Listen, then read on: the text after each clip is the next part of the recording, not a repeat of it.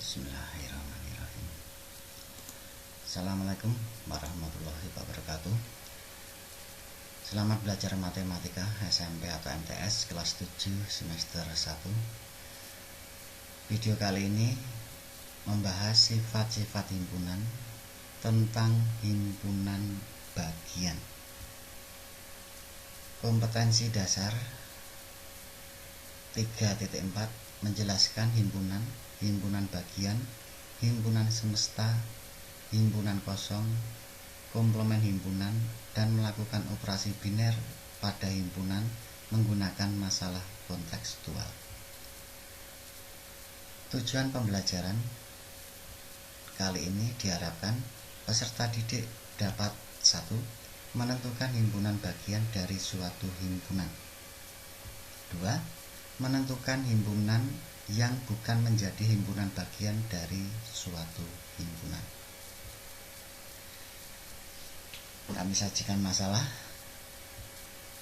Diketahui himpunan siswa kelas 7G SMP Negeri 4 Pekalongan terdiri dari 32 siswa, yaitu 15 putra dan 17 putri.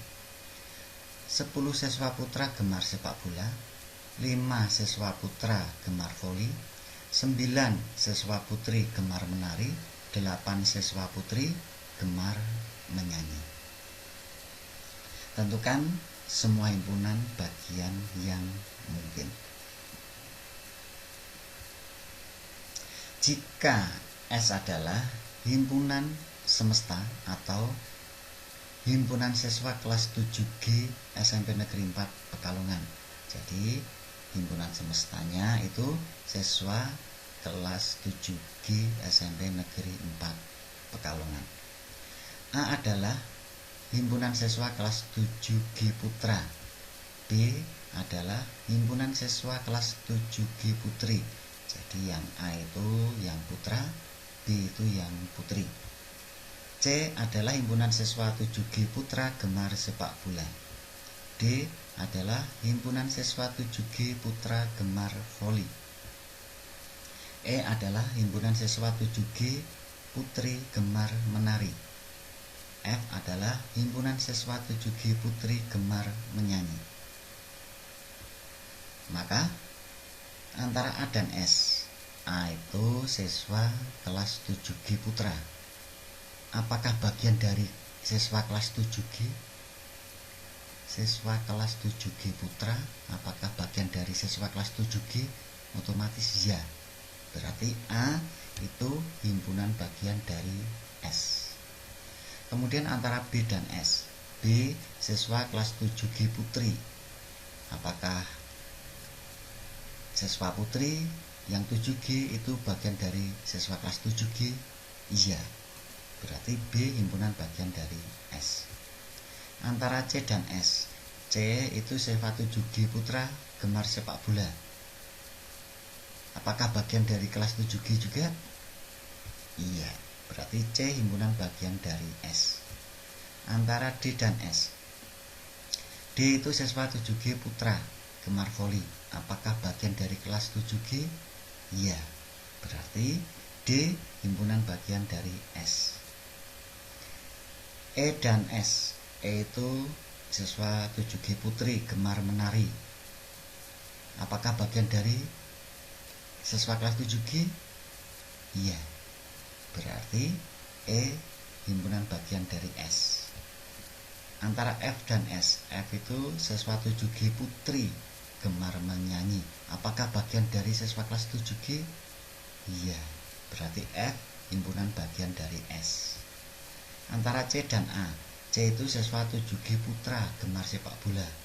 Apakah bagian dari siswa 7G putra? Iya. Berarti C himpunan bagian dari A.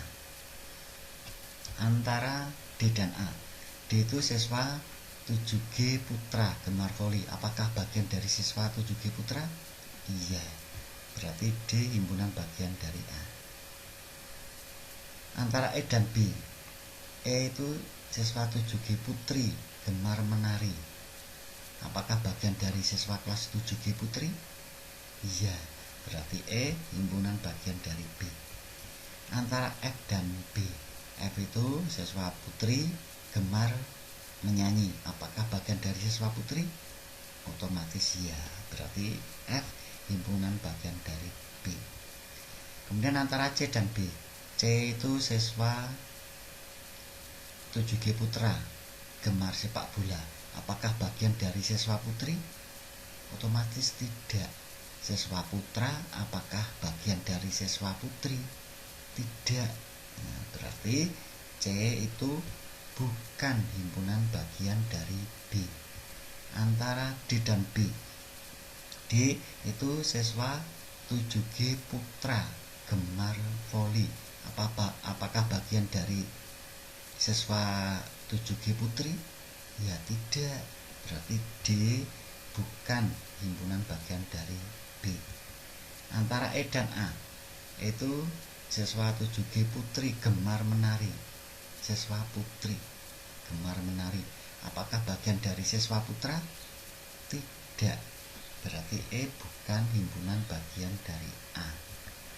Antara F dan A, F itu siswa putri gemar menyanyi. Apakah bagian dari siswa putra? Ya tidak. Berarti F bukan himpunan bagian dari A. Jadi lambang himpunan bagian itu seperti tampak pada layar ini, seperti huruf U kapital ya, huruf U besar yang menghadap ke kanan. Kalau bukan himpunan bagian dikasih tanda coret. Jadi ini bacanya himpunan A himpunan bagian dari himpunan S.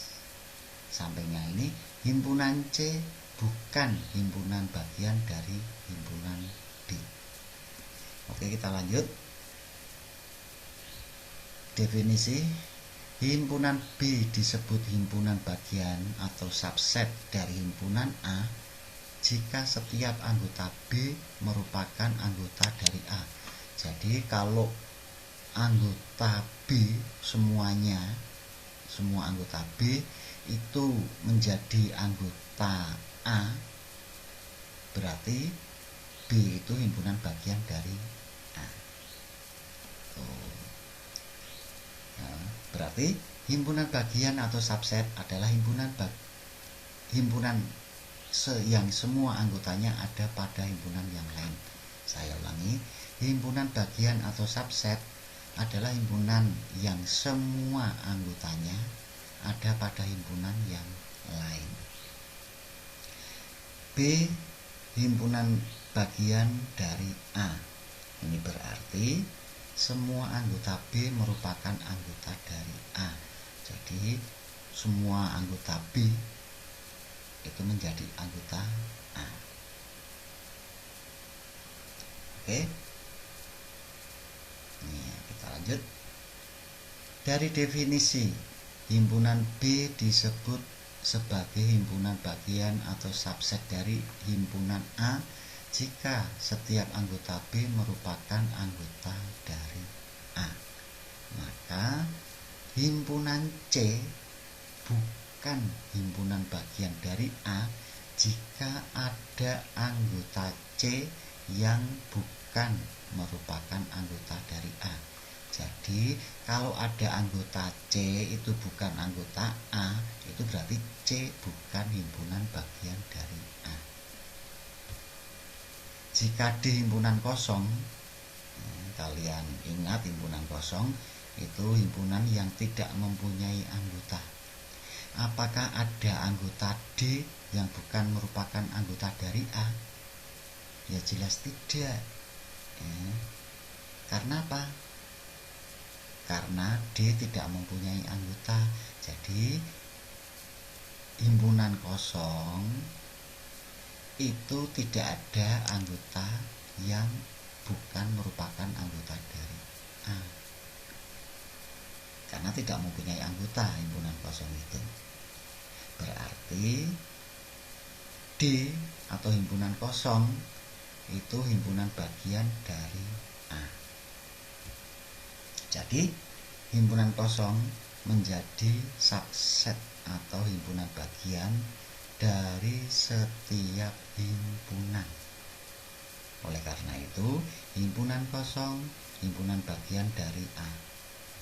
Himpunan kosong, himpunan bagian dari B. Himpunan kosong, himpunan bagian dari C. Himpunan kosong, himpunan bagian dari himpunan yang anggotanya 1. Himpunan kosong, himpunan bagian dari himpunan yang anggotanya 01, dan seterusnya.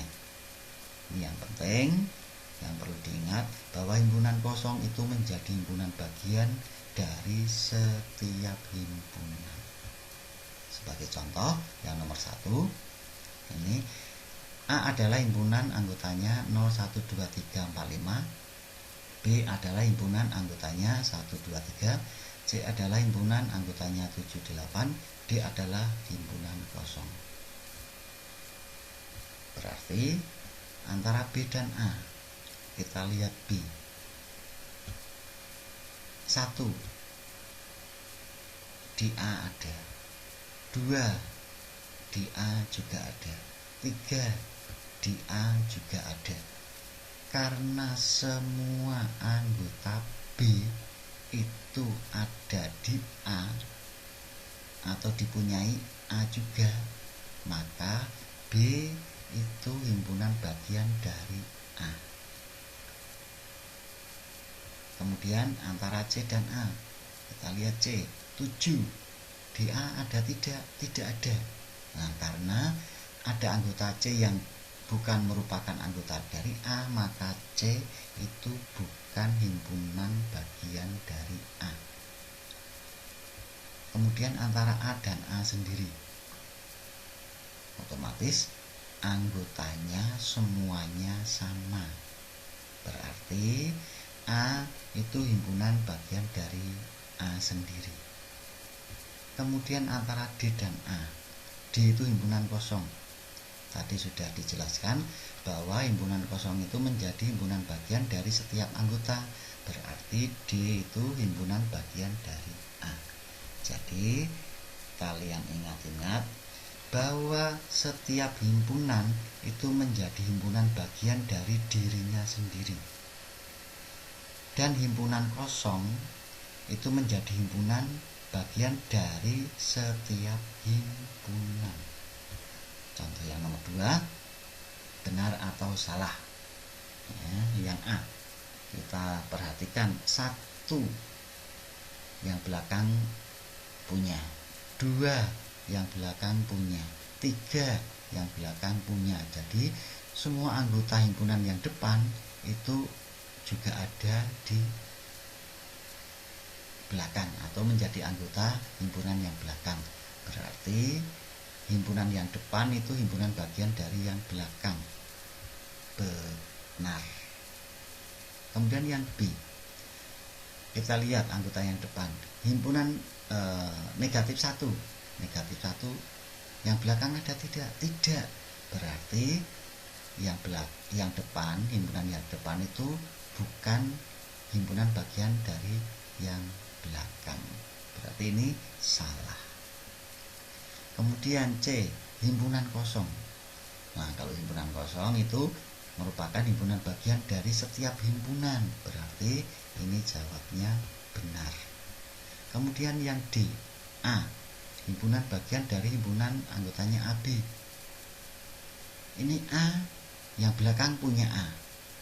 Tetapi A yang depan itu bukan merupakan himpunan karena tidak ada kurung kurawalnya. Jadi kalau bukan himpunan itu bukan himpunan bagian. Jadi ini jawabnya salah. Ya, kalian ingat kenapa salah? Karena yang depan itu bukan himpunan. Kenapa bukan himpunan? Karena tidak ada kurung kurawalnya. Itu. Kemudian yang E, himpunan anggotanya 1, 2, 3, himpunan bagian dari himpunan yang anggotanya 1, 2, 3. Berarti ini sama. Berarti himpunan bagian dari dirinya sendiri. Berarti benar. Kemudian yang F, himpunan kosong himpunan bagian dari himpunan kosong sendiri. Jawabnya benar. Yang contoh nomor 3. Ini diketahui P adalah himpunan X sedemikian sehingga X bilangan asli dengan 0 kurang dari X kurang dari 10. H adalah himpunan X sedemikian sehingga X bilangan asli dengan 0 kurang dari X kurang dari 6. R adalah himpunan X sedemikian sehingga X bilangan prima dengan 0 kurang dari X kurang dari 6. Apakah pertanyaan A dari F itu benar? Ya, kita cari dulu anggota dari P, Q, R untuk mempermudah menjawabnya. Ya, kita cari anggota dari P. P itu bilangan asli antara 0 dan 10, berarti antara 0 dan 10 bilangan asli. Berarti anggotanya 1, 2, 3, 4, 5, 6, 7, 8, 9. Itu harus diberi tanda kurung kurawal. Harus. Karena ini himpunan. Kalau tidak ada tanda kurung kurawal, salah. Kemudian anggota Q, himpunan bilangan asli antara 0 dan 6, berarti 1, 2, 3, 4, 5. Yang R, himpunan bilangan prima antara 0 dan 6, berarti 2, 3, 5. Kita lihat apakah P himpunan bagian dari Q. Kita lihat P, ini P. 1, Q ada, 2 Q ada, 3 Q ada, 4 Q ada, 5 Q ada, 6 Q tidak ada. Berarti yang A itu jawabnya tidak. Kemudian yang B. Yang B, Q himpunan bagian dari P. Kita lihat Q. 1 P ada, 2 P ada, 3 P ada, 4 P ada, 5 P ada. Semua anggota Q ada di P, berarti jawabnya iya. Kemudian yang C, Q himpunan bagian dari R. Kita lihat Q. 1 R tidak ada, berarti jawabnya tidak. Yang D, R himpunan bagian dari Q. Kita lihat R. 2 Q ada, 3 Q ada, 5 Q ada. Semua anggota R ada di Q, berarti jawabnya iya. Antara R dan P, R himpunan bagian dari P. Kita lihat R. 2 P ada, 3 P ada, 5 P ada. Berarti semua anggota R ada di P, maka jawabnya iya. Apakah P himpunan bagian dari R? Kita lihat P. 1 R tidak ada, berarti jawabnya tidak. Oke, jadi kalau ada soal yang bentuknya itu himpunannya ditulis dalam notasi pembentuk himpunan, akan lebih mudah kalau dicari anggotanya terlebih dahulu. Untuk lebih jelasnya, kalian kerjakan soal latihan berikut ini ya. Ini isilah dengan lambang himpunan bagian atau bukan himpunan bagian. Jadi kalau himpunan bagian, kalian beri tanda lambang himpunan bagian. Kalau bukan himpunan bagian, kalian beri tanda bukan himpunan bagian. Kemudian yang nomor 2, yang perlu kalian ingat ini juga, bahwa 5 itu bukan himpunan bagian karena tidak ada kurung kurawalnya. Kemudian nomor 3, ini kalian cari dulu atau kalian tulis dulu anggota dari himpunan A, B, dan C agar lebih mudah. Oke, kalian kerjakan sungguh-sungguh agar bisa benar semua. Selamat belajar, tetap semangat. Saya akhiri video kali ini. Wassalamualaikum warahmatullahi wabarakatuh.